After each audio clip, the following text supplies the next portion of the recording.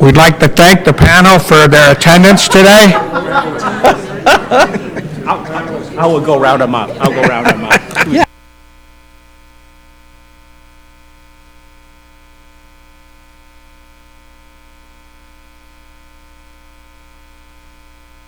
All of your students are...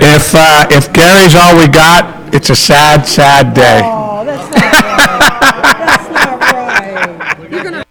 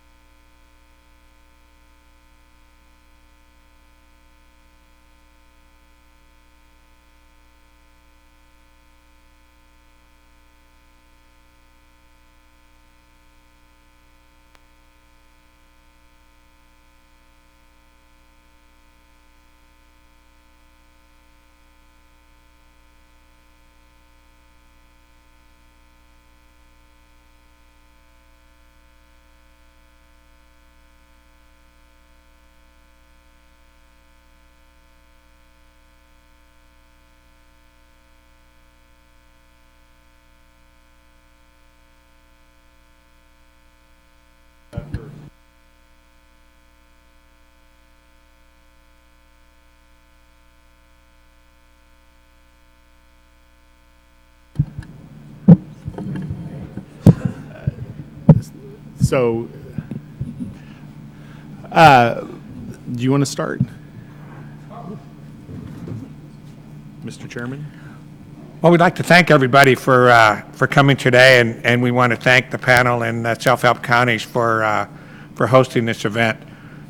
We think that the townhouse being less formal and without business that has to get done are actually a better way for the commission and the agencies to interact. So thank you for putting this on today, and we look forward to a very productive and informative day. Thank you, Mr. Chairman and Commissioners. Again, Keith Dunn, Executive Director of the Self-Help Counties. I just want to make a couple remarks quickly before we start in our panel. And we're one short, so hopefully he's on his way. He must have been on the same plane I was yesterday. You know, when we started, it was the end of last year, we started talking a little bit right after the Focus Conference about what our goals were looking into 2017. And in addition to trying to secure some stable funding for the state, which fortunately through the hard work of Chairman Frazier and other members of the legislature, the governor and Secretary Kelly, that has been accomplished. We really wanted to start formulating and building upon a very close relationship that we believe we have in our partners at the Transportation Commission. So CTC staffs, you know, Susan and her staff, and we got together and kind of talked about what kinds of things we could do to start building that relationship out and kind of laying issues on the table so that we could proactively work together to not only look at how we fund and build our infrastructure throughout the state, but also be proactive in looking at policies that perhaps will let us deliver those programs more timely, successfully, and in a manner that is utilizing our limited resources the best we can. So I'm very grateful to the CTC staff, to Susan and everyone, Mitch and Eric and the rest of the gang, for working so closely with us. We really do consider you our partners.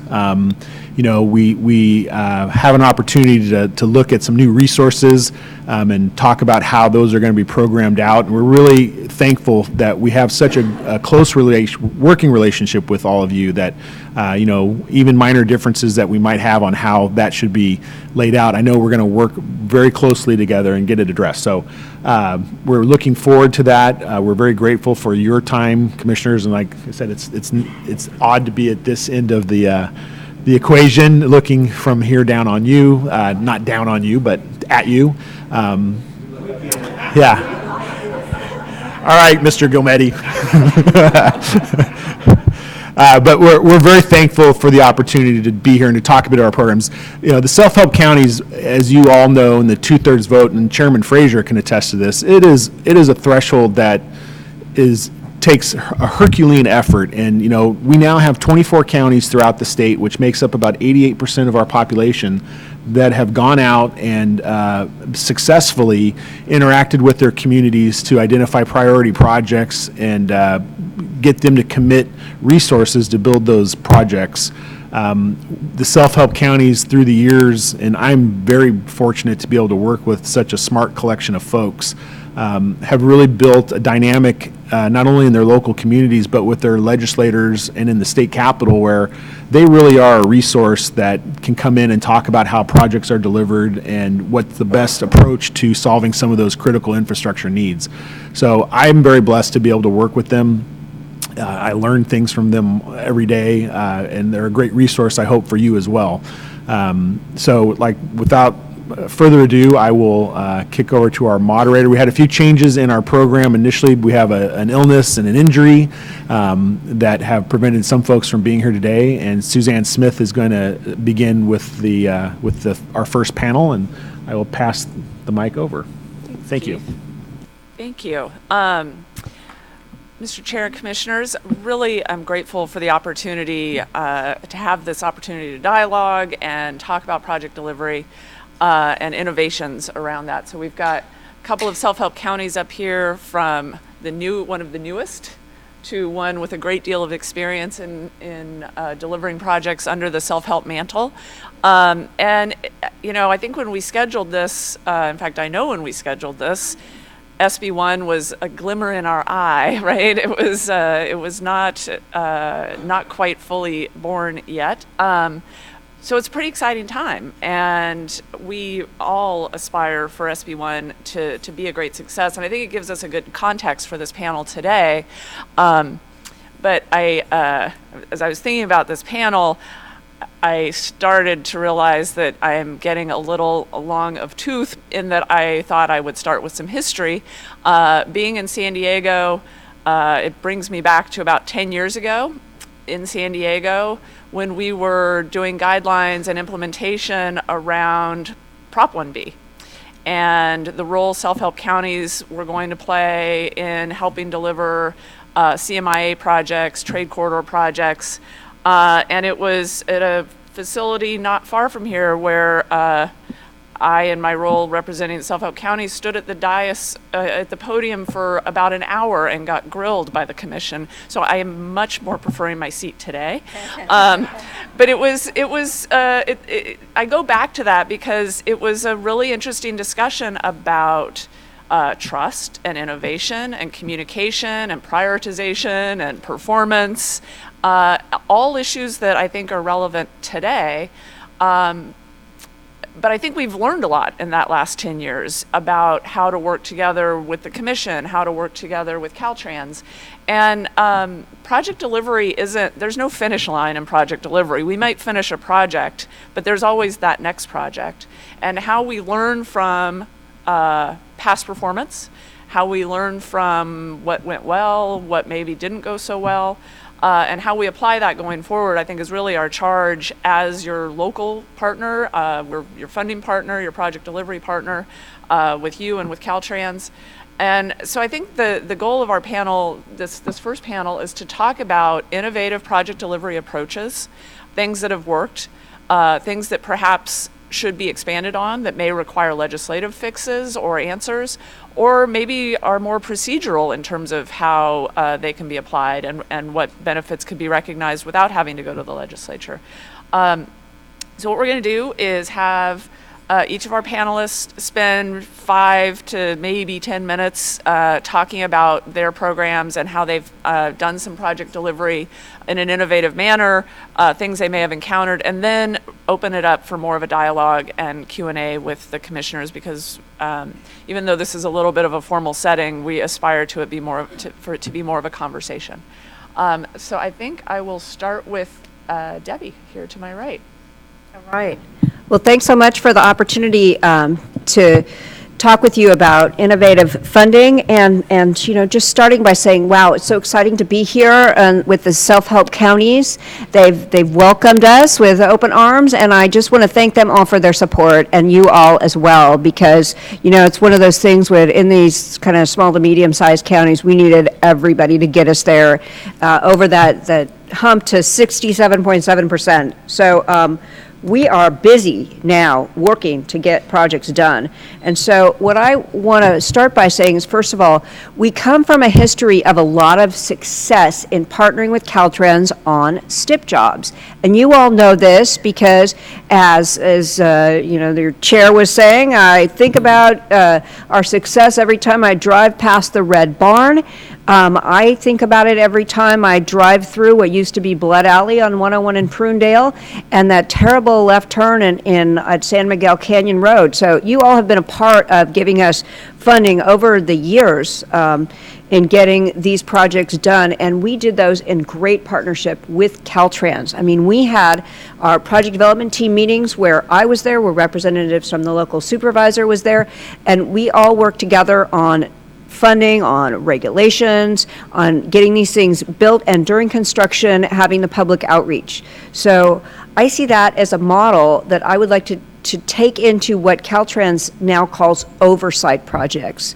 And frankly, this has been something that I've been looking ahead towards for a while, because our quote oversight projects, which we like to think of as our regional money building things on your state highway system, have been handled more. There's not a good model for those. The old model for them was that you are a developer, you have a new development going in, and you're building a new interchange.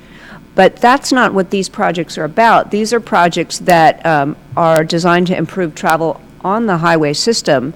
And so we need a new way to work together on them. And I see this STIP model as being the way to go. So what we did almost first thing, good morning, is that we had a partnership meeting with Caltrans and a lot of their staff and our key Measure X team, that's our sales tax letter. And we said, how can we work together on our top highway projects? Because we have about 8 projects in our measure that are highway projects. How can we work together to do this in a way that is just as collaborative as we did our STIP projects? So they said, well, actually, we worked in a very collaborative way on the 101 corridor in Santa Barbara, and Sarkis is here, so you can tell me if I mischaracterize it, but you're all probably familiar with that.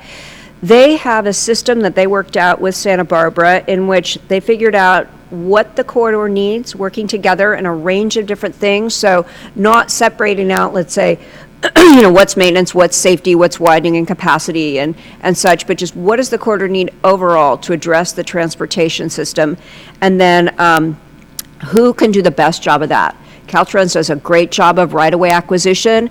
Consultants do a good job of, let's say, I don't know if it's environmental review or certain specialty activities. Where's the funding best to come in here? Where's it best to come in there? And how can we integrate that all together? And I believe that project is actually the Central Coast Region's top goods movement proposal project. And so it really has advanced quite tremendously. So that's what we want to do for our top project, and that's in the Highway 68 corridor. So some of you may know Highway 68 as the corridor where Laguna Seca is. I was just meeting with those folks. Great place. Tremendous challenges getting those giant trucks full of race cars out on the highway whenever they have these major events.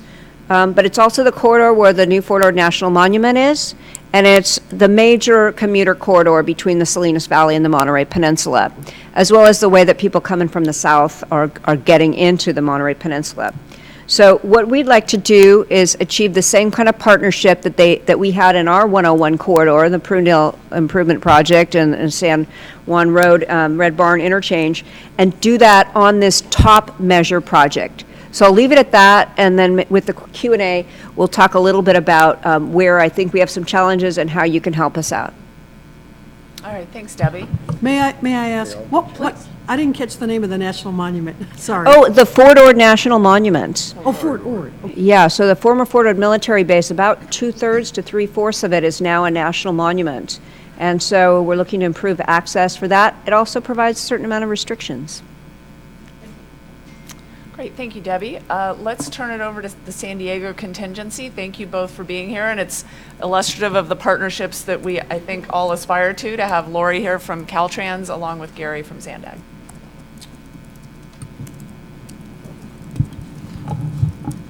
Well, thank you, Suzanne, and Commissioners, Chairman Frazier, Secretary Kelly, thank you for the opportunity to come and share this morning about our partnership. And I'd like to start by saying as much as we work on policy issues, funding issues, project implementation issues, that at the end of the day, I would argue it's a people business, and it's the people that make all these things happen and solve all the issues we face. And we've been at this for a while in San Diego. We see Caltrans, and we highlight Caltrans, and Lori is our partner of choice. We've been working at it. But I'd like to highlight sort of three sort of core values, principles that I think drive our effective partnership. And I think the first one arguably could be the most important one, and that we don't argue about who's in charge. And quite frankly, I see on a lot of situations, arguing, is it my money, your money, and yet it's really all the people's money that we're, trying to figure out how to do the best with. And one of our core principles is we never have arguments between us and District 11 and Caltrans in general about who's in charge. Instead, we push each other for the best ideas, and we meet on a pretty regular basis where we're actually, trying to figure out what's the best idea, and I think that's real important. The second principle or core value is that relationships matter, and one of our advantage, I would argue, is that many of us have known each other, and we worked with each other for years. In essence, in many ways, we've grown up as a family, and so I, for example, know that Lori Berman has a dog named Chloe. Zoe, Chloe, and she walks with that dog. She knows my dog's name's Gus, and Gus. But these relationships matter. So we not only know each other from a work perspective, but we've known each other for a long time, and it runs way deeper than just Lori and I. It runs through really all our staff that have grown up together and work well for years. And as a result of that, we tend to be more willing to share resources on a regular basis. And I'm going to highlight a couple of examples in a minute. But the third sort of core value or principle that I think works really well for us is we never throw each other under the bus. And I think that's another thing that can break these partnerships, that when the tough issues come, that you start throwing each other on the bus. And I totally believe in Caltrans and understand and respect the capabilities of what I call the orange machine. And I think the orange machine is awesome. For a lot of folks will find a lot of faults with Caltrans, but there are way more benefits to what Caltrans brings to the table. And unfortunately, we see that when there's major emergencies, right? When there's an earthquake or there's a flood or a fire, and we see that orange machine kick in and do a fantastic job for all our citizens. And as part of that, we also, and I routinely talk with our staff, and I want to highlight Robin Wapner, who's in the audience today, and does a great job for us on the Ledge Affairs piece. But and you can ask Robin about this, but I routinely talk about how much stronger we are when we really work together, and when we got our wagon hitch to what I call the orange machine, that we're stronger when we partner together in getting projects done. And I want to now share sort of a couple of examples that have worked for us. And the first one was corridor directors. I think there's a tendency in all government entities that, well, if I got to have a program manager, a project manager, and you got to have a project manager, and the next agency has a project manager, and then, you know, we're like pretty top heavy on the management and not as heavy as we need on the work side. And so we were, in an evolution, we had recognized that the projects that we were dealing with were evolving, and they were really more multimodal corridors, and that required all kinds of different expertise.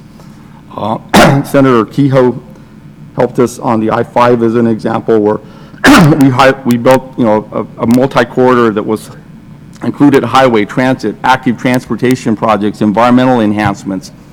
And we realized that we needed, thank you, Debbie. We realized that we needed a new approach to managing projects that, you know, it wasn't just a $10 million project, but there were these large corridors that were multimodal. And we turned to Caltrans, and under, I think then the director of Caltrans was Will Kempton. Pedro Urso Delgado was the district director. And we said, you know, we want to hire Caltrans to be a corridor director where they will integrate, because I think one of the strengths that the department brings are the project management skills that the department brings that I think sometimes are underrated. And we want to be able to recruit the best of the best, and we actually want to pay more than Caltrans pays for these corridor directors. And, you know, so sometimes we'll get accused of stealing Caltrans people back and forth, but we weren't trying to steal anybody. We wanted them to stay at Caltrans, but we wanted to pay for them, and in my opinion, very cost effective, and that it, you know, they're not on our system, but they're already on the Caltrans system. They work for both of us, and, you know, I think that's also a credit to the corridor directors that they've figured out how to effectively work through both agencies. We said, I wanted to pay them more than State Personnel Board would let us, but they finally agreed on our corridor directors get a 10% bump. And the idea there is that, look, you want to be able to recruit the best of the best, and you know, financial incentive is one way to recruit those. I would argue, and I hope Secretary Kelly and others will take notes, I think this kinds of things help in the retention of employees. And I will just put myself up as Exhibit A or Example A. I love my time at Caltrans and the almost 20 years I spent there. And I'll probably still be there. I went someplace else because, you know, there was a way better financial offer on the table, and I'd have been, you know, sort of crazy to not do that. And so to the extent that these models offer us to provide incentives that may not totally work through the state system the way it works today, I think they can be tools to not only recruit the best of the best, but also reward and help retain some of the best that Caltrans has to offer. And so these corridor directors were really important. They continue to play a big role for us. They're the one person that brings all these different modes together. And, you know, when we put teams together, and you'll hear more from Lori, it's not a Sandag team or a Caltrans team, it's an I-5 team, or it's an I-15 team, or it's a border team. And it's really worked well for us. It's paid dividend. I think our return on investment is sometimes looked at in the private sector, that our return on investment on that 10% is tenfold in terms of being able to get things done. A couple other quick examples to highlight, as I know my time's running short here, is we share employees back and forth. And a few examples, recently I had an opening for my communication director went and moved on to another job, so I had an opening for a communication director. So I pick up the phone and I call my friend Lori and I say, hey, you know, do you have somebody that would want to come and be our acting communication director for a while? And in true partnership form, Lori says, I think so. Let me think about this and figure out who, and we'll get right back to you. And we had a Caltrans employee that came and ran our communications department. engineer that probably got her eyes open like this big when we're dealing with all the communication issues we're dealing with today. But she did a fantastic job, and she grew in that process, so she's now back at Caltrans. I would hope, a better employee for Caltrans as a result for that. And then we use other tools like our I-15 managed lane piece, where there's a balance between moving the rail, which costs money, and value pricing it to be able to make sure that we're sharing with the state. Something I think we got to do more of is that it's not just all about self-help counties, but it's about also the state interest in trying to balance those. And quite frankly, our teams were struggling with each other. And we turned to somebody that the commission knows, because at one time she was your executive director, and then I didn't steal her from you guys. She offered to come to San Diego, but that's Diane Idem that we still use.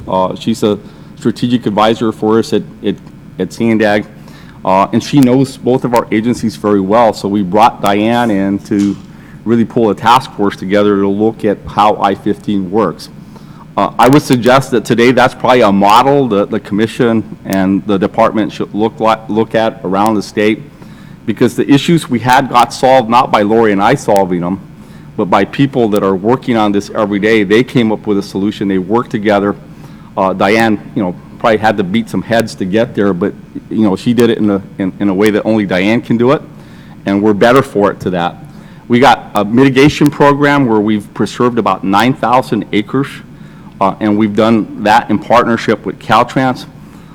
What I call the Senator Kehoe provision in the North Coast Corridor program, where we have adopted a public works plan that I think has a multimodal project that's, I think, an example of what we should be doing in transportation around the state.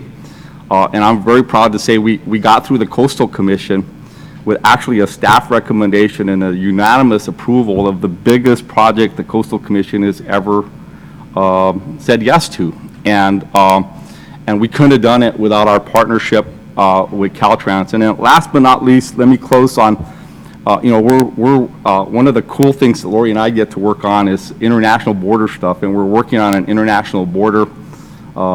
We get to Secretary Kelly has been gracious enough that Ben Diablo participates with us on a regular basis, and we're in Mexico City dealing with the federal government on a pretty regular basis, and we're somewhat like that little train that kind of keeps moving a little bit at a time, and we keep making progress. And I think with your help as a commission here in terms of how you act, the dollars that you may be able to help us with, we're at the very throes of being able to lock down an international border crossing that not only will serve San Diego, but will serve the state of California and the nation for decades to come. And we couldn't have done that without the partnership we have with Caltrans. And so those are some examples of how our partnership and how our corridor director idea has really led us to a better place, and something that we share because maybe other parts of the state, and I do think the compensation's a piece of that, and we got to try to figure out the work with State Personnel Board to see how we can do more of that. All right, Lori. Okay, what he said. I just want to add a little to what Gary said. And at Caltrans, we have a long history in District 11 of a great partnership with Sandag. And I remember as a senior in the district when I think the first Transnet measure passed, we were really excited at Caltrans because there's this very strong feeling that a strong Sandag is a strong Caltrans and vice versa. So we've always had that connection that it's about the projects, it's about delivering good quality products to the community. One of the things Gary and I have worked on is making sure that it's not just Gary and I, and that it's passed along to everybody in the department. And we have a very strong sense of that on the project delivery side, especially through the corridors. But what we realized was on the operations side, and it had to do with how often are we going to move the movable barrier on 15. And I thought it was probably just ask the question, give me an answer, let's figure it out. And it became very complex. And finally, Gary and I both reached the conclusion that we needed some help, and that's when we brought Diane in, and that was fantastic, because Diane could also kind of come back to us and say, this guy isn't quite seeing it this way. But at the end, they came to a conclusion, and it also, I think, made us realize that it's not just delivering the projects and then moving on to the next one. You got to move on to the next one, but we also have to manage the system and draw on each other's resources to manage the system.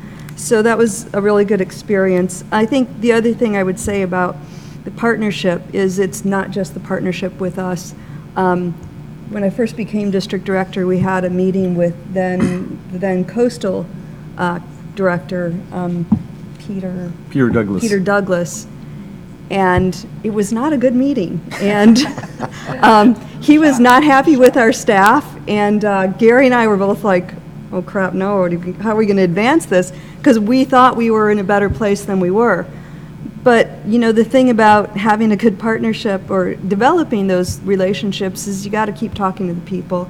And so at a staff level, we were able to kind of help build that up to the point where you heard we got, you know, very good success. Tuesday, we had the ribbon cutting for 76, which U.S. Fish and Wildlife thanked Caltrans for developing that. I mean, I came to this district a little over 20 years ago where we weren't talking to the resource agencies, and now we're all best friends. So it's not just between us, it's with all of our local partners. The project with Mexico, you know, we go there, and that's like a whole other complexity of relationships and trying to understand a different culture. And, you know, sometimes when we first started going to Mexico, I was a little frustrated with, you know, let's get this done. And Gary's like, that's kind of helped me understand how to work in a different environment. So Patience, right? patience, yes, I'm much more patient now, and we will get there next year maybe. So I would also say that another thing is that the trust really matters, and so our corridor directors are not just directing a team of Caltrans and Sandag. On the I-5 project, they also have the transit agency folks involved, because what we don't want to do is find ourselves in the middle of construction with 3 different agencies and 3 different contractors on top of each other. And when we started looking at some of the work on 5, we knew that Alan Kossoff, our corridor director, was managing Sandag and Caltrans and consultant staff. But after listening to him, I said, you're going to need to have the transit people working for you also. We need to have one person making a decision or things just spin. And so that's been really effective. The other thing is, in addition, is we draw on consultant staff, and the consultants in the region are also really important to us. We're all in this together, and we're all going to, you know, we've got the SB1 money coming through. We've got to figure out a way to deliver it effectively. Another thing I would point out is our corridor directors make presentations to the Sandag board, and they go through the dry run. Nobody's ever thrown under the bus, and that makes it easy for us to have honest discussions with each other about how to solve problems, is that we trust that it's going to be the right thing for the region and not, why did you screw up, Caltrans? And that's really important, and I find it very exciting to work in this environment. And, you know, at Caltrans, we've worked a long time with partnerships with the construction industry, but in this district, we also have really strong partnerships with our local partner, and not just Sandag. Later this afternoon, Vince Mamano and I are driving out to Imperial County for their event tonight, and that's another work relationship that works really well. So that's all I have. Thank you. So you've heard a little bit from us, but I'd like to start having some Q&A or some dialogue with you, the commissioners, on what your expectations are around innovative approaches and what you see us being able to help you do with project delivery. And I see the chairman. 2 things. Number 1, for the public, Douglas, we have speaker cards, so we'll you know, interact that way with the speaker card. But, you know, obviously, listening to this panel right now, and on the heels of SB1, really kind of puts things in perspective and together, because this is really what happens every day. You know, you see our frustration level a lot of times at commission meetings, because we only get to hear about a 50% increase or a 49% increase. And when I first got on the commission, the price of asphalt was the root of all evil, and then we started kind of digging into it. But I think Prop 1B when everybody started thinking as a region instead of individual little kingdoms, and started planning for the CMIA and making things flow better and working together, just enhanced those relationships that you guys had already established. So this is going to be a good day for me. Already this morning, we knew that this goes on every day, but we never really just sat down and listened to examples of how things are really done in the state every day. So I want to congratulate you. Debbie, you've got some great mentors to look forward to, and everybody in the room. And I think the self-help counties meetings together, but we probably should have one of these a couple times a year, to kind of swap ideas and see how to implement those things, because there are still some areas where frustration levels are very, very high. But congratulations, and thank you for bringing this forward today. And if I can react to what Gary said about corridor managers, I think this notion is starting to get popularity in other districts, because that's exactly the approach that District 5 was talking about, that they're doing in the 101 corridor in Santa Barbara, and that we want to do for the corridor in Highway 68. So I'm encouraged to see that that's a partnership that's worked, and we'll certainly be looking to you for ideas to overcome some of the different issues that are going on. Commissioner Madaffer had a question, I believe, and then Mr. Guardiano. Let me turn. There we go. Thank you very much. And again, it's great to hear the perspective from the dais, and I do love, and I agree, it would be great to have the interaction with self-help counties more on a regular basis. The statistic that I think Keith Dunn said it, what is it, 88% of the population of the state of California self-help counties. Gary, obviously you and I, along with Lori, live this corridor management thing that has been a model of success for project delivery in the San Diego region. And I know Secretary Kelly's here, and I really think that to the extent, not everything is unique, where you've got a region like San Diego County, where you've got the 18 cities comprise Sandag and one district. And it makes it unique that you work so close together. But, I can remember my days when we were down in the early days of NAFTA and working on the SR-11 and the border crossing. And I remember chairing the Transportation Committee, and we had issues with property acquisition in 905. Lori was running that then. And I convened I forget what we called it, but it was like an oversight group where we brought in all the property owners, we brought in everybody. But this corridor management program, and Gary, I don't know how much more you could share about it, but there's nothing like it in the state of California, but where you have one Caltrans person who's responsible for project delivery on that corridor from stem to stern has really made an incredible difference. It's saved the taxpayers millions of dollars. It's gotten projects delivered sooner than normally you would see. And it's brought a lot of folks together. And Gary, I know you've followed the state, you've been all over the state. Are there ideas that you have, or Lori, that how this could be applied in other parts of the state, especially to Chairman Alvarado's point, with SB 1 having passed? The public, the legislature, the governor, all have expectations to see these investments now start bearing fruit and not take years to do, but get done sooner. What thoughts do you have that could help the rest of the state learn from what's been so successful for San Diego? Well, I think that the corridor program, one of the things that I didn't mention before is that instead of having stovepipes within the district that communicate with their stovepipes in headquarters, we've got one person. So, for instance, Alan is the corridor director for I-5. He's got designers working for him. He has some construction folks working for him. He gets to make the final call, and it means that decisions are made more quickly, and his staff is very much aware of week by week, if you're not making a decision, this is how much it's costing, and I think that's really important. in terms of SB1 and the new asset management approach that we're using, I think a lot of us in Caltrans are looking at, are we organized properly for that? And I think there's going to be a lot of opportunities in looking at how we should be organized. But one of the biggest benefits internally in Caltrans is that we've got one person who has the final say, and I think it drives a lot of innovation as well.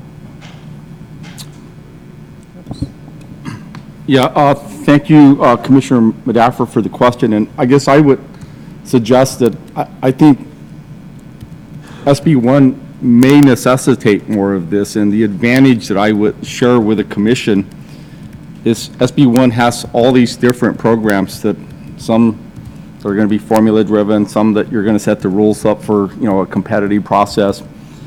But I think the benefit of this quarter director piece is that we now need to look at how we link a SHOP project, and I'm going to take this opportunity to plead with the commission that SHOP has an O in it for operations, not just paving. So I'll never miss an opportunity, right? So Brian's laughing. But, how do we link investments that you're making with SHOP, with STIP, with the stuff that we're doing as self-help counties in terms of promises we made to the voters? And our I-5 North Corridor project, and I always thank Senator Kehoe for that, because that's, I think, a model that maybe the state ought to look in other areas. I think the problem we got to try to avoid is that you're not going to come in on day one and do a SHOP project, and then, a couple of years later, you're going to be doing a STIP project, and then a few years later, you're going to be doing a self-help county project. And quite frankly, I think what I've come to learn over many, many years is the public really doesn't know about all these little programs and where it comes from. They just want to get from home to work, and they want to get back, and they want to get where they want. And if we have, orange construction signs up for a decade because we're doing little projects a little bit here, a little bit there, I think that's why the public's frustrated, and they don't think that we're spending their money wisely. They don't think that we're reacting to them wisely. And so, but I think that's going to then be incumbent on you as a commission in putting your guidelines. So a plea to staff here as you put the guidelines is you got to build in flexibility in those guidelines that will allow us to link these different pieces together to try to better serve the public. And I would argue that SB1 is going to necessitate more of that. And corridor managers could be a tool to help pull that together.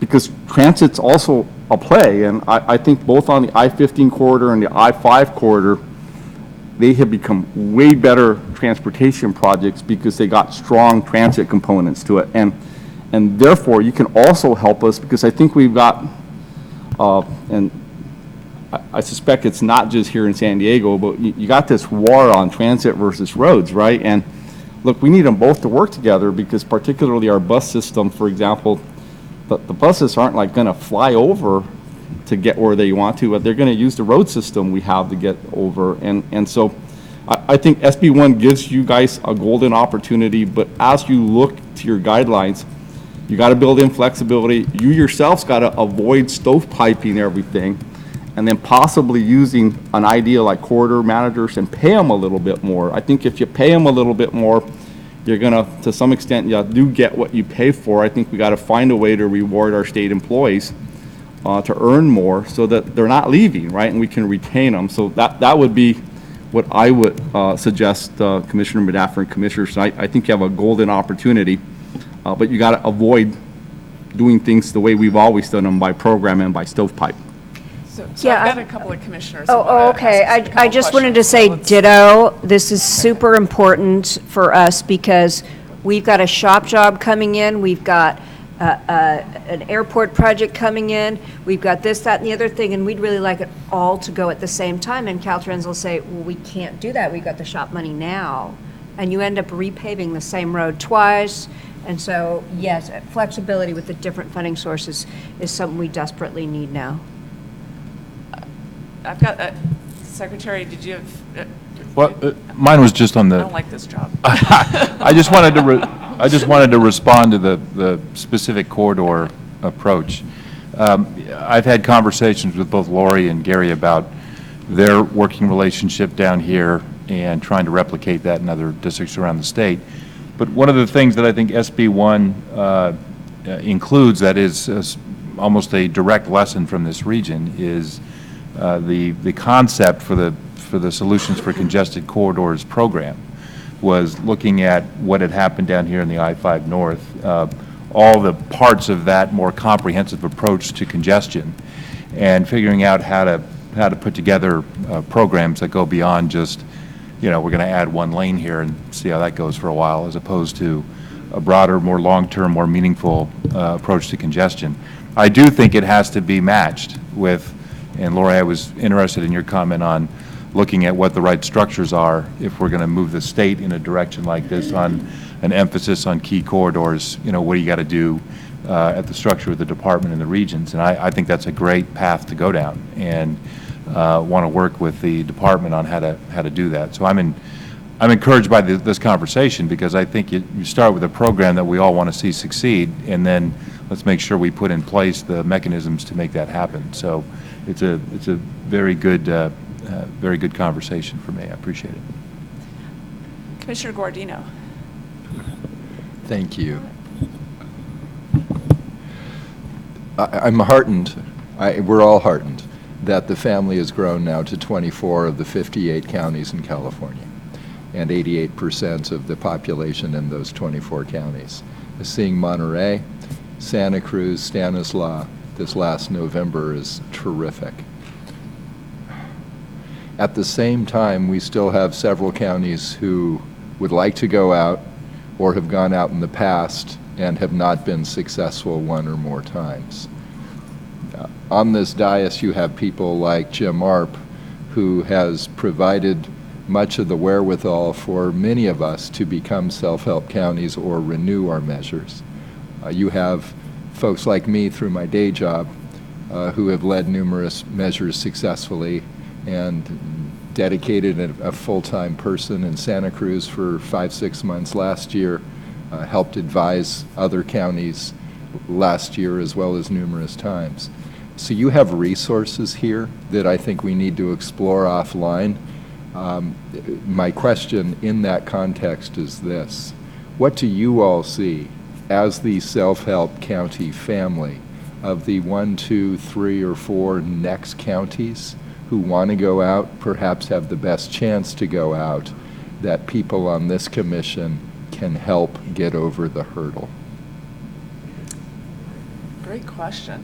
That's a great question. I mean, what was helpful to us, the technical advice was super helpful. I was envious of Santa Cruz County having that, but that said, we got it from Andy Fields, we got it from, the carpenters and such. I think the business end would be super helpful to have it on a statewide level, because a lot of you are really connected on the business end, to help us push the chambers of commerce to be a little more active and a little more supportive, and helping to educate them, not us, but others, saying this is what you need to do to help out, because the A&E guys got it, and the labor guys got it in spades, but the business people and the agricultural hospitality folks didn't necessarily understand what how important it was to kind of give and take on the expenditure plan. If you didn't get everything, you really do have to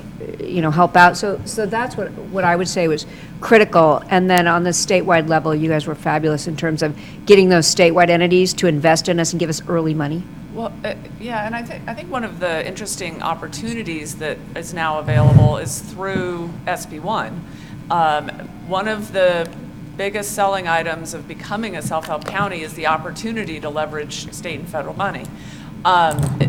The messaging, the honest messaging around that for the last 6 years or so has been challenging, because there hasn't been as much opportunity to leverage those dollars as we had seen in the past, say with Prop 1B. So working with the aspiring counties and the commission on what priority projects are in their communities and how identifying those local dollars will help them leverage other dollars, and really pinpointing the value that will add, I think will, and then messaging that to their constituents is, I think, an important element. And just to kind of build on what Suzanne is saying, I guess I understand that you're looking at that state-local partnership money to be competitive. That's a really scary thought to us in the smaller counties.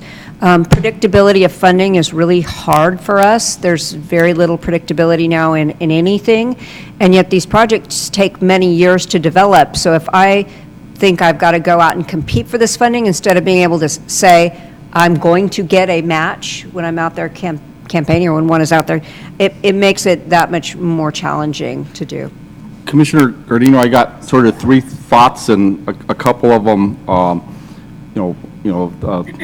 suggestions for, Assemblymember Frazier. But first, I think in terms of adding more folks, and look, while we're totally grateful for the work of the legislature and the governor in passing SB 1, but, there's no free lunches in the business, and I think that's the challenge we've had. So, your gas taxes are going to go up, your registration fees are going to go up, and so, that in its very nature may make it harder to go back to the taxpayers that pay the bills and say, well, now I want you to dig a little deeper and pay more sales tax. So I think we shouldn't be oblivious to the fact that, I think the rubber band with the taxpayer has a certain elasticity to it, and so this is going to stress that elasticity, so it may make it harder in that sense. The other two thoughts I have, and we were a county that was not successful in trying to get a second measure put forward this last November. And look, we had a ton of headwind. We had the Republican Party against us, we had the Democratic Party against us, we had the environmental groups against us, we had labor split, and we still got 58% of the vote. I mean, with all that opposition, there are still 58% of the voters in San Diego said, I'd be willing to tax myself more. And so I think that the 2/3 voters threshold also makes it harder and harder to achieve that piece. And my experience in having gone through a few of these is that, you're trying to figure out where that magic is because you're trying to get as many people in the boat as you can. And I think that's getting harder and harder to do. And quite frankly, our boards end up making compromises in that 2/3 area that may not always be in the best interest of transportation. And so to the extent that that threshold at some point could be lowered to where it is for schools, for example, I think that would be a game changer for not only us in San Diego, but for counties, many other counties around the state that maybe haven't become self-help counties. Gary, David, and Suzanne, that was all really helpful, and perhaps my question wasn't clear. My question was, which are the 1, 2, or 3 next counties that if we work together, we can add to the self-help county families? Well, definitely Placer. Wow. I mean, they came really close. And San Luis Obispo, kind of amazing how they did better than their polls. I mean, that just doesn't happen. And they had a really decentralized and some active opposition. So those are the two that jump into my head right away from the aspiring counties that Placer we all thought was going to make it. And San Luis Obispo, none of us thought they were going to do that well. I mean, they were really close. So those are the two in my head. Commissioner Gardino, I would just say, look, I don't feel qualified to give you that answer because I think these pass because all politics is local. And I don't really know enough to say whether Placer or any of these other counties could, I don't know where the next best ones are because I think, it's all local, and I just don't know enough about the local politics to be able to answer your question. I think Ventura is the other potential. Okay, I've got Commissioner Gilmetti, Arp, and Inman lined up. So all I'm saying is I'm offering to help, and I won't speak for Mr. Arp, but there's no one better in a foxhole on these than Mr. Arp. So just know, Keith, that... And I would just say, jumping in real quick, we really do appreciate that. As a coalition, we collectively try to build upon the education of what each of us individually are doing throughout the state. This organization, in addition to stepping up and participating more in the legislative process, has also tried to get more engaged on the social media on a statewide program where we're out on a 30,000 foot level talking to constituents directly and talking about the successes. And we have a little video, it's the Promises Made, Promises Kept, that talks about expenditure plans and how those work. So moving forward, we're trying to work more closely with folks, and we have some restrictions on what we can do as the nonprofit public agency organization that we are, with direct voting asks from folks, but we're trying to do that 30,000-foot education. We work very closely with the Alliance and try and coordinate, and look forward to working with you. And like I said, Ventura, Placer, San Luis Obispo, and there'll probably be a few of our existing members who will go back for additional measures. I'm thinking San Francisco is probably likely, and perhaps Contra Costa and Sonoma, and San Mateo and Marin. So what are we up to, 8 or 9? So yeah, Sonoma. So we're going to have a lot of folks that potentially are going to be going in 18 and maybe even in 20. All right. Commissioner Gamatti. My turn. Lori and Gary, I want to congratulate you for what you guys been able to put together here. My question's a little more, I'd like a little more detail. I'd like to know how you go about selecting the coordinator. You know, what's that process? Well, our project directors have actually been in place for quite some time, and, you know, we both do the interviews. We have a sense of what we want, what we want to see in that person. And, you know, one thing I was going to mention, it's not just the corridor director, it's the people on the corridor team have to be of a certain mindset. And I go back to when I was project manager on a P3 project for the 125. And you had to bring in people who could think a little outside of the box, and I think that's what we look for on the corridor, with the corridor directors also. Commissioner Gometti, so we went through an interview process, and it was an open, competitive process. We both said, actually, some of them were here when Pedro was the director before, district director before Lori, and we interviewed them. We both had a role in selecting them. The fact that they work for both of us means that we could, either one of us could say in our agreement with Caltrans, either one of us could say, well, you know, we want to fire that person because they're not doing a good job. And quite frankly, not that we've ever had to execute that, but that's not a bad tool to have, right? So that, you know, you know that if you don't perform, that, you know, one of your partners can say, look, we need to replace you. And we haven't had to use that, but did they have to have certain disciplines to qualify for the interview process? Commissioners and panelists, the microphones need to be closer to your mouths. We can't hear back here. Commissioners, when you ask a question, if the panelists could repeat it, it would really help the rest of us understand what you're talking about. My recollection is we set out a job announcement with, you know, minimum qualifications, and if people met those qualifications, then, you know, we selected who we would interview based on them meeting the MQs. Well, I think, and that's another issue we have with state service, they had to be engineers, is my recollection. Because you have to advertise it with one classification or another, so I'm pretty sure it was engineers. Yes. All right. The question was, were they all civil engineers? How do you choose a corridor manager? Was the question. What criteria? How do you choose a corridor manager? But I think looking to the future, particularly as we look at these multimodal projects, I would not suggest that it always has to be all engineers. I think we've got examples here in San Diego, both at Caltrans District 11 and at Sandag, where, you know, the key is hiring good, competent managers to then manage, whether they're engineers or whether they're environmental planners or whether they're transit planners. And so I think moving forward, I would recommend that, you know, we need to broaden that a little bit and really hone down on what we're looking for. I think it's an illustration of that is you brought in a former auditor to help you out to manage one of the corridors. She had a pretty unique perspective, but nonetheless, different background. So I've got Commissioner Arp and then Inman and Kehoe. Thank you. My observation has a little bit to do with what does it look like going down the road on a larger picture. And this comment probably excludes LA, because somehow or another LA seems to be on another planet, and when it comes to being able to pass these measures and have them one on top of one another.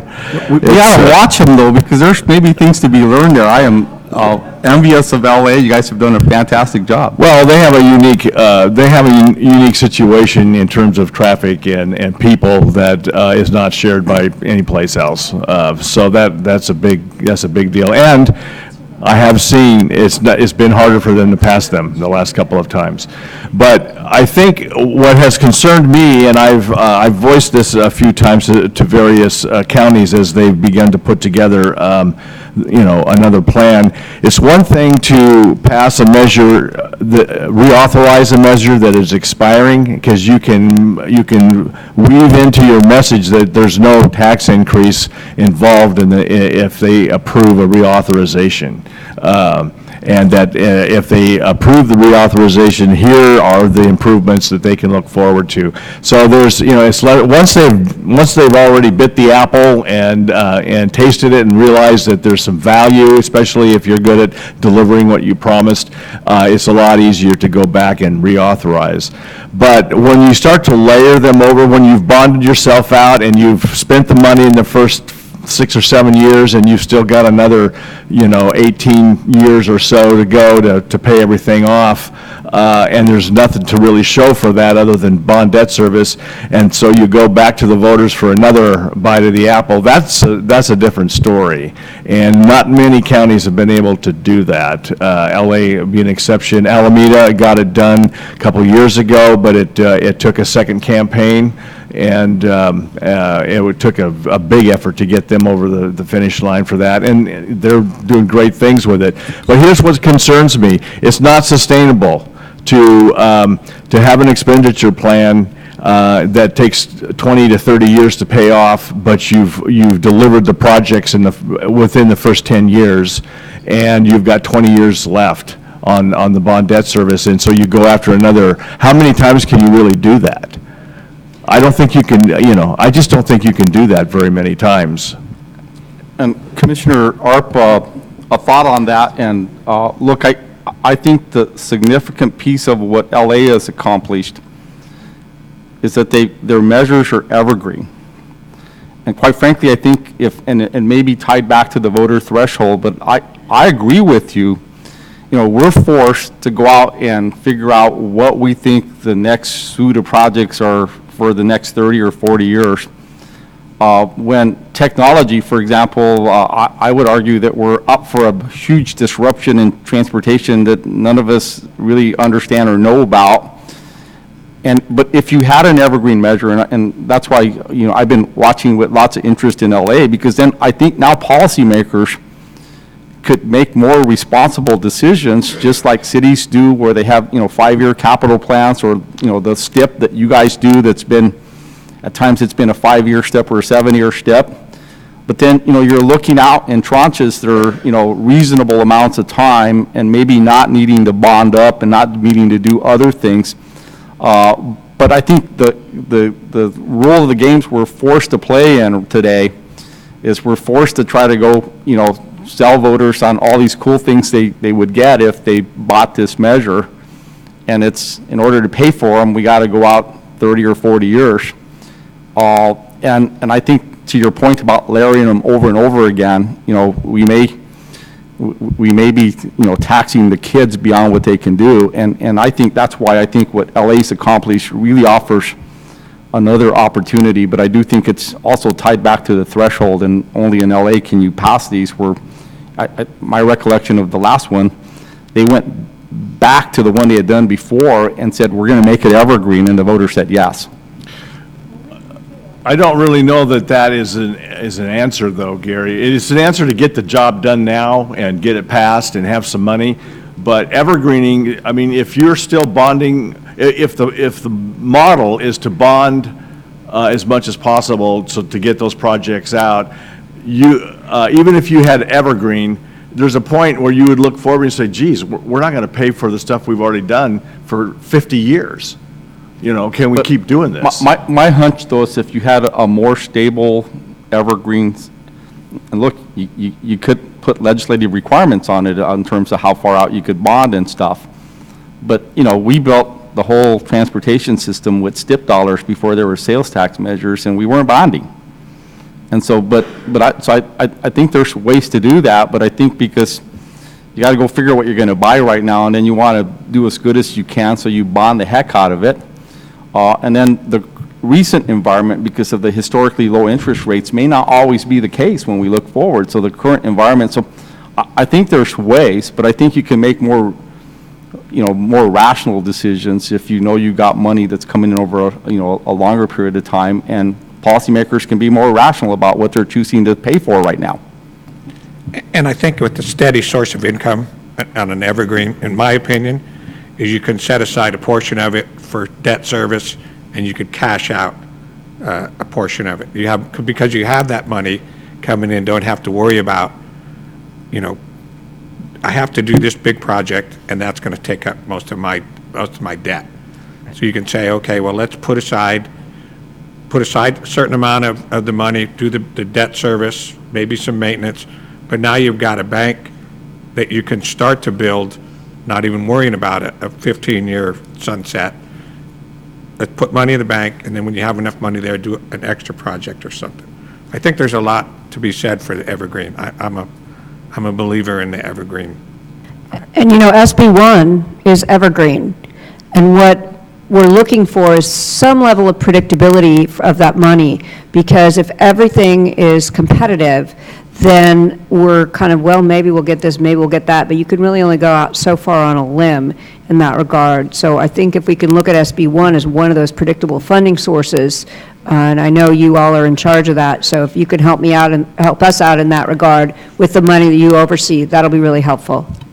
Commissioner Inman and then Kehoe. Well, first of all, as a former chair of the LA Chamber, I'm tell you, it was a huge, big blended family that got us across the line every time. So it's a lot of sweat equity there. But a question going back to the corridor, and I think we're at an amazing time to really try to build on the model that you all have done. But it seems to me like Gary and Lori represent a blended family, and somehow your marriage is strong, because if it wasn't, that wouldn't work, because we've all seen what happens when we have dysfunctional parents, and so it falls apart. So are there any keys at all in terms of the building blocks that you all have done if we look at replicating this? Because obviously I think that is just kind of the building foundation that allows a corridor to move forward successfully, right?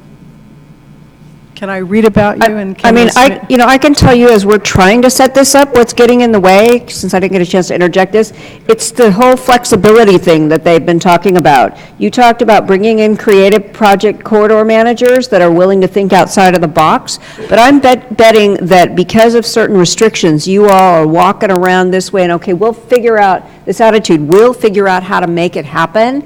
That's what I want to bring to our team.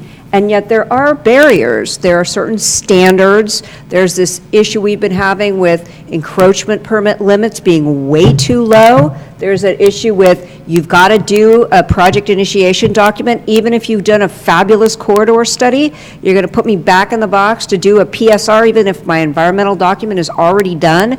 These are the requirements that are getting in the way of this creativity.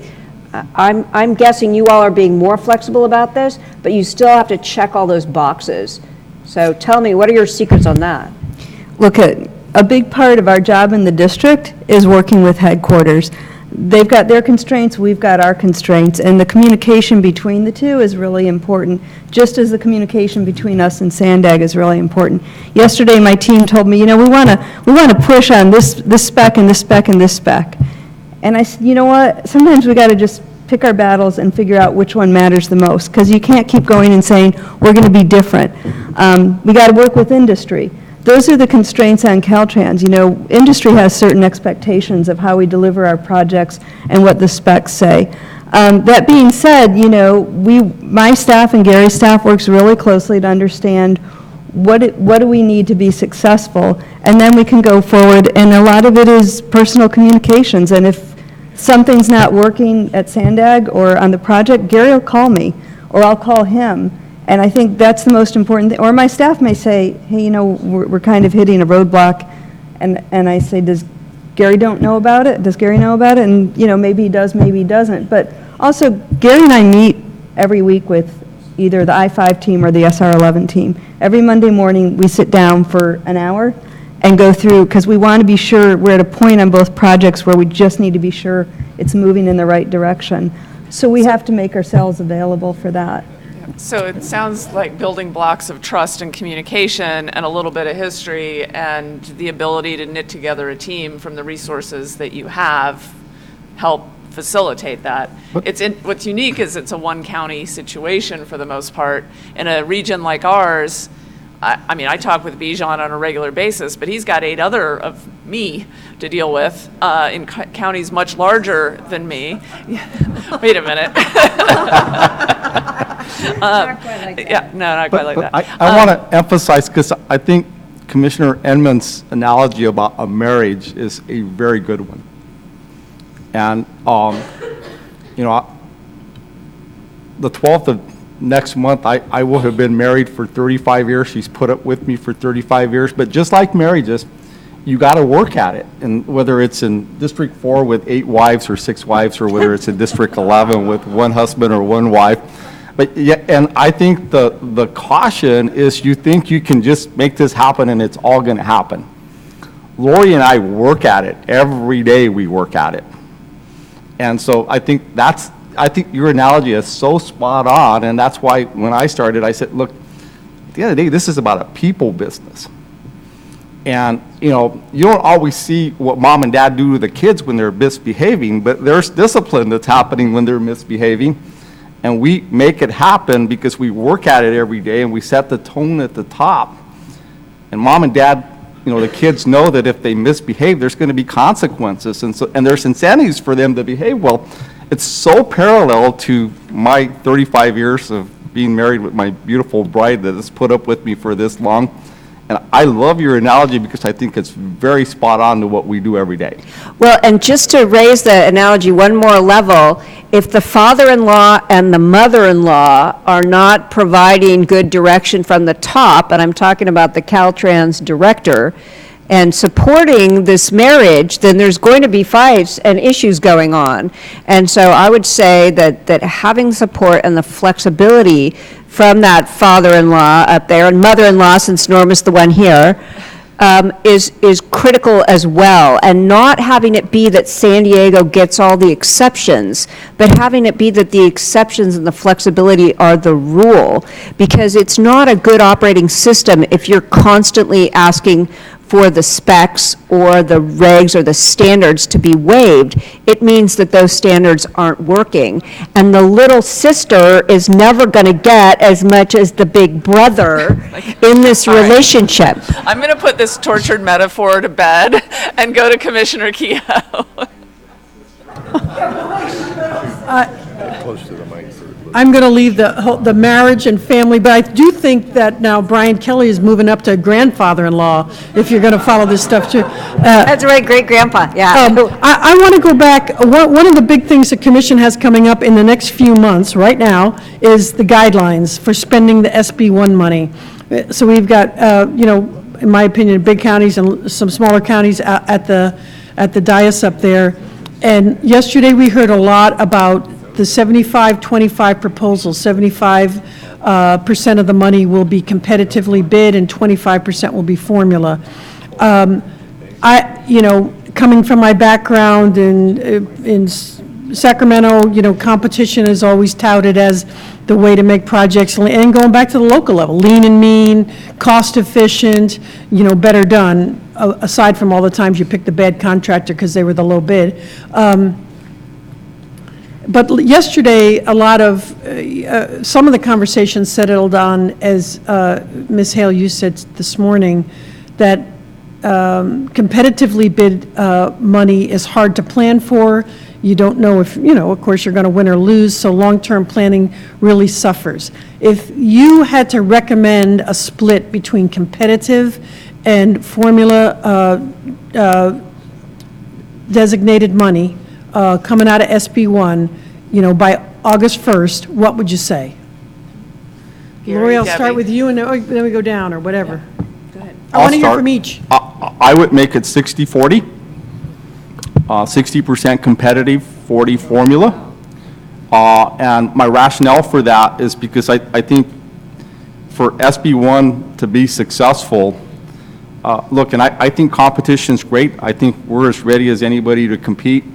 But we gotta float all the boats, not just the best ones and the fastest ones. And so I think you all have an awesome responsibility to let those ones that can compete fly, but you gotta bring up the ones that can't compete so that we can show success around the state, because I think the transportation system is about a system, not just about what works in one county or another county.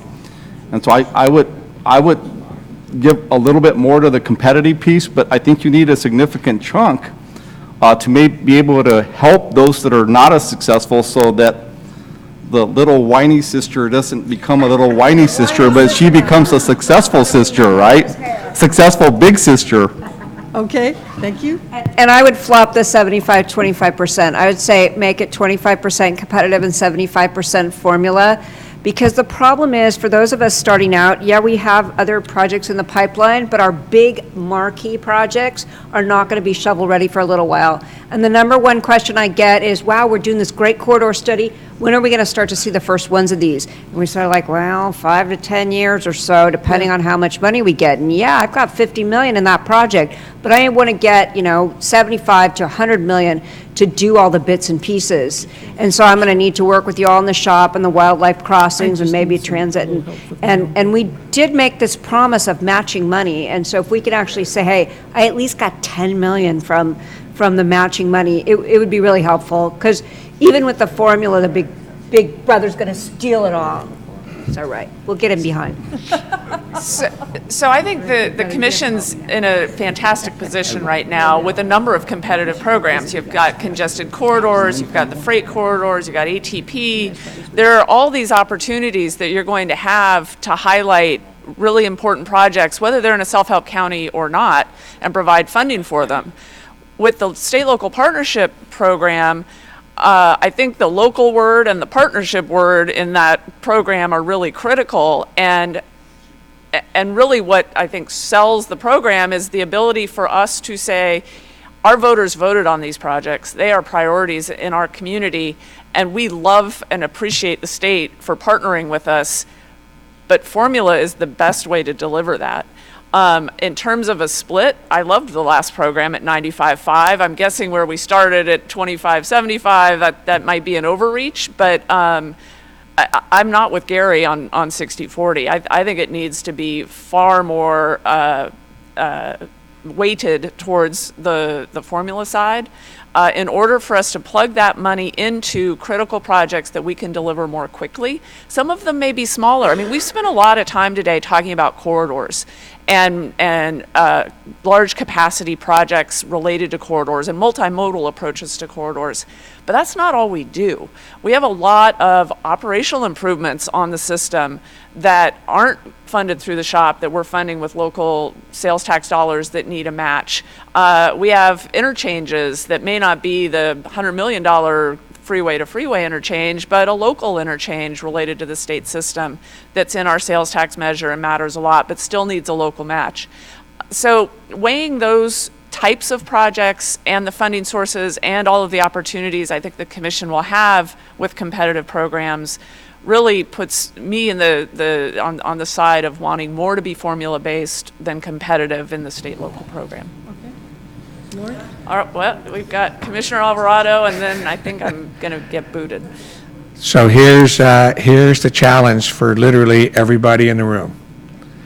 You've got 60-40, you've got yours, Debbie has hers.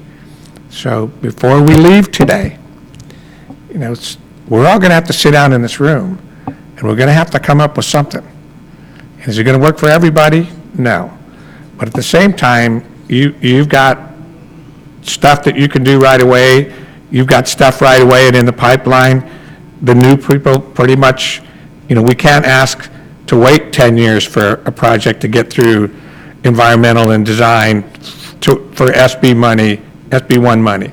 So we're going to have to come up with something that's going to work for everybody. So everybody's going to have to give a little bit. Everybody's, some people are not going to be happy, but we all have to understand that if SB1 isn't successful, there's not going to be an SB2. So, we've got to just gut up, look really hard into our hearts, and understand that there's going to be oversight. There's going to be a timeline in the budget for environmental. There's going to be a timeline in the budget for design. There's going to be a timeline in the budget for construction and completion. So, I understand that there's a limited pool of money, and even though this is the biggest infusion of money in transportation in a long time, and will be for a long time, it's still not enough. If you look at the overall needs of the state, it's not even really a kickstart for the amount of money that we need, but it's all we got. So it's got to be successful. And, just to close on that thought, Yeah. I do think we learned a lot with project delivery and program performance under Prop 1B. The accountability factors, the reporting back to the commission, there are good lessons to take from that as we move forward with these programs. And you're right, it gets back to that trust and communication and give and take, and how we deliver those projects and how we talk to each other about how we're delivering them, whatever the pot of money or SB1, local, however we knit together those funding plans, being transparent about what they are, what the needs are, and what our timing's going to be, and then being held accountable for them. And Commissioner Alvarado, I guess a Knew I couldn't get the thought last word. was that, and Suzanne talks about SB1, but it was a bond, lasted for 10 years, and then you guys are broke. And the fact that this is going on, I guess I would encourage the commission to, whatever number you pick, probably somebody's not going to like it and somebody's going to like it, but don't lock it in forever, right? So try it out for a period of time and then come back and look at what your performance measures are and look at how you help the folks that need to get ready. And so I think the beauty of the fact that this goes on gives you as a commission an opportunity and maybe avoid assuming that you pick a number and it's got to be locked in forever. I'll just give you kind of an example of, in our structure, in my day job, we have an international president, and then we have executive secretaries as the second layer. And when we have a goal, we get together and we set a goal, and then he turns around and he looks at us and he says, "You got a week. Go back and put a plan together and bring it to me, what's going to work for you. Because if I make the plan, nobody's going to like it." So we're telling the regional agencies to come up with a plan, because if we come up with a plan, you're probably not going to like it. Because we're going to look at something from say, whatever metaphor you want to use. We're going to look at it from 30,000 feet, and you guys are on the ground doing this every day. So you kind of got to go halfway in between and make it work for the people of the whole state and for each and every district. Now you're bringing the muscle in, I can see this. Mr. Chairman, I just want to jump in really quickly, and I appreciate all the comments from not only our Self-Help County members, but also from yourself. And what I would like to tell the commission is that last night after our meeting, I had a great opportunity to sit down with your executive director and her staff and talk about how we can come to those understandings. So those discussions have begun. I think that collectively, we as partners who enjoy working together are going to come up with the solution. And in whatever time frame you need that to happen, I can tell you that collectively from the self-help counties, we're going to work with your staff to get whatever is an acceptable number for everyone. And you're right, probably not everyone's going to be happy, but we will reach a compromise that I know will be something that will work for the citizens of California and also for all of us here. So those discussions have begun. You've got great staff that is committed to getting a solution. I've been directed to find a solution, so we will find that solution and report back to you directly. And I would expect nothing less, and I'm very happy to hear that. I kind of knew something was going on, but very happy to hear that. And just as an aside, my plane leaves at 5. Thank you to the panel, and we've got another group coming up next. Thank you.